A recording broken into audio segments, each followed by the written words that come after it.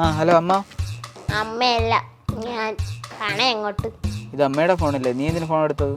ഓഹോ, അമ്മയുടെ ഫോൺ എനിക്ക് എടുത്തുവിടുന്ന നിയമമൊന്നുമില്ലല്ലേ. ഓ ശരി, നീ അമ്മയുടെ ഫോൺ വിട്. എന്തിന്? അതൊക്കെ ഉണ്ട്. എന്തിനായിരിക്കും? അതൊക്കെ ഞാൻ അമ്മയുടെ അടുത്ത് പറഞ്ഞോളാം. എന്റെ അടുത്ത് പറയൂലേ? എല്ലാം നിന്റെ അടുത്ത് പറഞ്ഞ് ബോധിപ്പിച്ചാലേ നീ ഫോൺ കൊടുക്കുള്ളൂ.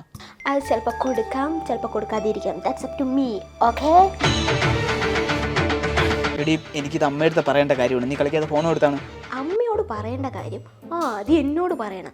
അത് അമ്മയോട് പറയേണ്ടതാണെങ്കിൽ ഞാനത് അമ്മയോട് പറയും. ഇനി അമ്മ വല്ല മറുപടി തന്ന അത് ഞാൻ ഇവിടെ ഒന്ന് പറയും. അതാണ് എൻ്റെ ജോലി. ഇനി പറ, ചേട്ടൻ എന്താ പറയാനുള്ളേ? എന്തൊന്നും മിണ്ടാത്ത? ഡയലോഗ് തീർന്ന? പറ പറ സൗദ.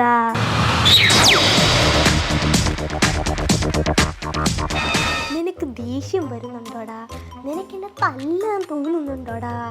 തല്ലടാ, ഒന്ന് തല്ലടാ, വന്ന് തല്ലി നോക്കടാ. എടി, എനിക്കിത് അമ്മയെടുത്ത് നേരിട്ട് പറയാനുള്ളതാ. ചേട്ടൻ പറഞ്ഞത് അതുപോലെ അണ്ണു വീട് തെറ്റാതെ ഞാൻ പറഞ്ഞിരിക്കും. പറഞ്ഞോ. ശരി, ഇതേപോലെ ചെന്ന് പറഞ്ഞു വേണം. അമ്മ, അത് പിന്നെ അമ്മയുടെ അരിക്കലത്ത് നിന്ന് ഞാനൊരു 500 രൂപ അടിച്ചു മാറ്റി. അയ്യേ, ഇത്രയുള്ള കണ്ടോ അമ്മ? അത് പിന്നെ അമ്മയുടെ അരിക്കലത്തിൽ നിന്ന് ഞാനൊരു 500 രൂപ അടിച്ചു മാറ്റി.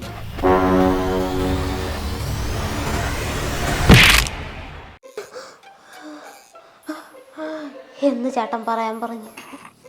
അയ്യേ, ഞാൻ ഒന്നും പറഞ്ഞില്ല അമ്മ. നേരത്തെ അമ്മ വിളിച്ചില്ലേ, അതെന്തിനൊന്ന് ചോദിക്കാൻ വേണ്ടി ഞാൻ വിളിച്ചത്. നീ എത്താറായാ? ഓ, അതാ വന്നോണ്ടിരിക്കണം. വരുമ്പേ തോരൻ വെക്കാൻ എന്തെങ്കിലും മേടിച്ചോണ്ട് വരണേ. തോരൻ വെക്കാനാ?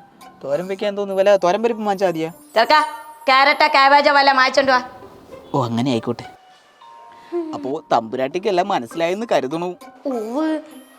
ബോധിച്ചിരിക്കണു. എന്തെങ്കിലും കുറവുകൾ ഉണ്ടെങ്കിൽ പറയാൻ മടിക്കണ്ട കേട്ടോ. ഇല്ല, നോമിന് കിട്ടിയത് നോമ അർഹിക്കുന്നു. ഇല്ലത്തേത് പതിവാണേ. എന്നാ പിന്നെ ഓപ്പോളെ ഞാൻ അങ്ങട് ആവാം. ആയിക്കോട്ടെ.